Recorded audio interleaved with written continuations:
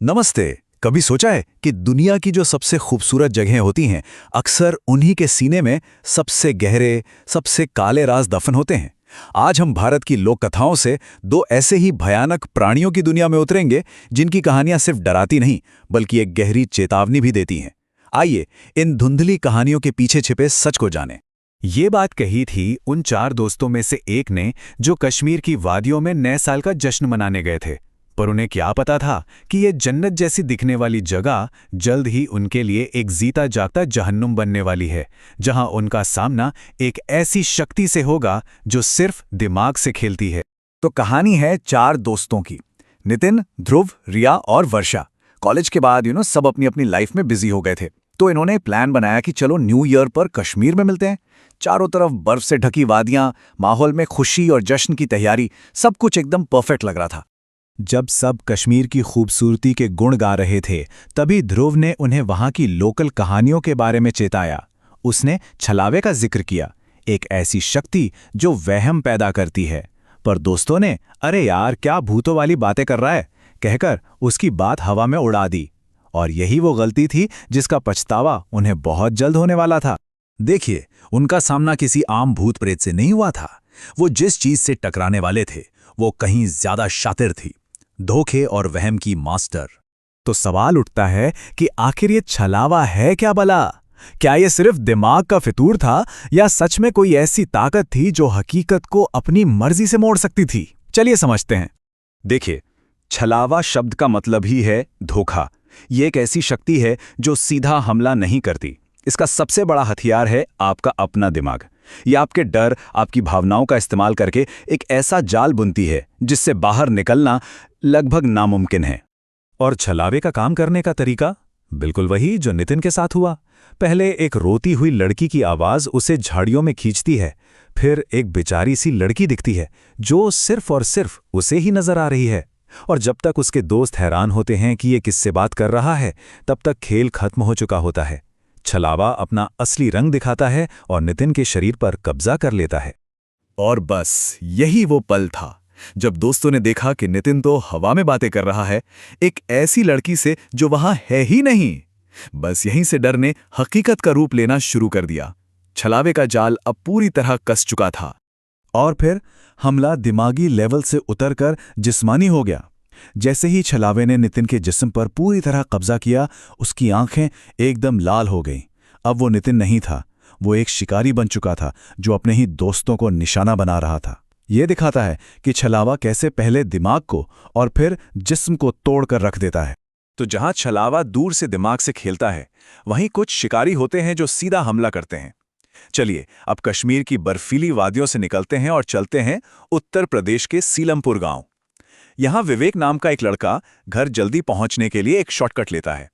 उसे जरा भी अंदाजा नहीं था कि ये रास्ता उसे एक ऐसे शिकारी के पास ले जा रहा है जो वहम का नहीं बल्कि खून का प्यासा है।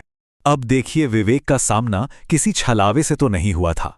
उसे जो भी मिला वो एकदम असली था, फिजिकल था। तो अगर ये कोई वहम नहीं था तो फिर क्या था? यहीं हमारी मुलाकात होती है भारतीय लोक कथाओं के एक और गहरे और खतरनाक प्राणी से, पिशाचिनी। छलावे से बिल्कुल उलट, पिशाचिनी एक फिजिकल प्रेडेटर है।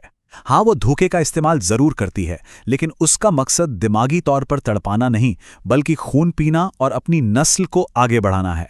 वो अक्सर एक खूबसूरत, सिडक्टिव औरत का रूप लेती है ताकि अपने शिकार को आसानी से फंसा सके। और विवेक की कहानी, वो इस खौफनाक तरीके को एकदम साफ साफ दिखाती है। जंगल में एक बेसहारा लड़की मिली, वो उससे धोखे में आकर घर ले आया। देखते ही देखते उसने विवेक को अपने वश में करके उससे शादी कर ली। पहले उसने विवेक की मां को रास्ते से हटाया और फिर खुद विवेक को एक पिशाच बना दिया। ये सब उसकी अपनी नस्ल को आगे बढ़ाने की भयानक साजिश का हिस्सा था। तो इन दोनों में फर्क क्या है? चलिए इसे सीधे सीधे समझते हैं। छलावा एक धोखेबाज है जो दूर से दिमागी खेल खेलता है। उसका मकसद डर और वहम से फंसाना है। दूसरी तरफ पिशाचनी एक सीधी शिकारी है। वो घरों में घुसती है और उसका मकसद जिस्मानी है, खून पीना और अपनी नस्ल बढ़ाना। सीधी सी बात है, एक दिमाग पर हमला करता है तो दूसरा जिस्म पर। पर रुकिए, ये सिर्फ डराने वाली कहानियां नहीं हैं। कमाल की बात तो ये है कि इन कहानियों में ही इनसे बचने के नियम और चेतावनियां भी छिपी हैं। ये लोक कथाएं हमें सिखाती हैं कि अगर कभी ऐसी किसी शक्ति से सामना हो जाए तो करना क्या है। अगर हम जरा ध्यान से देखें तो दोनों कहानियों में बचने के सुराग बिखरे पड़े हैं। देखिए, आग ने दोनों ही प्राणियों को दूर भगाया। पवित्र चीजें जैसे वर्षा का रुद्राक्ष ब्रेसलेट एक सुरक्षा कवच की तरह काम कर रहा था। और सबसे जरूरी बात, दोनों ही कहानियों में चेतावनियों को नजरअंदाज किया गया। और आखिर में जब कुछ काम नहीं आया तो नागा साधुओं जैसी आध्यात्मिक शक्ति ने ही उन्हें बचाया। यही तो है इन लोक कथाओं में छिपा हुआ ज्ञान। लेकिन एक सवाल मन में जरूर आता है कि आखिर सदियों से ये डरावनी कहानियां सुनाई ही क्यों जाती हैं? क्या इनका मकसद सिर्फ हमारा मनोरंजन करना है या फिर इसके पीछे कोई और गहरा मकसद छिपा है? पिशाचिनी की ये लाइन, लोग मेरे पास आते तो अपनी मर्जी से हैं, लेकिन वो जिंदा कभी नहीं वापस जाते, ये इन कहानियों की पूरी सच्चाई बयां कर देती है।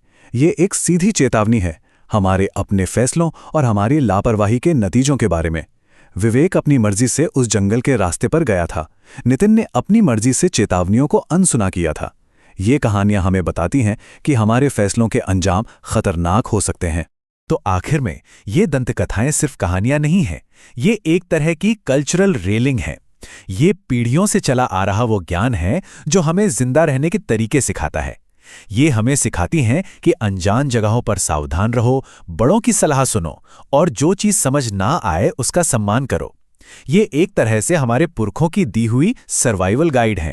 तो अगली बार जब कोई पुरानी डरावनी कहानी सुनने को मिले तो एक पल के लिए रुककर जरूर सोचिएगा, क्या ये सिर्फ मन बहलाने के लिए है या इसमें कोई गहरी सच्चाई, कोई चेतावनी छिपी है जो शायद हमें महफूज रखने के लिए सदियों से सुनाई जा रही है।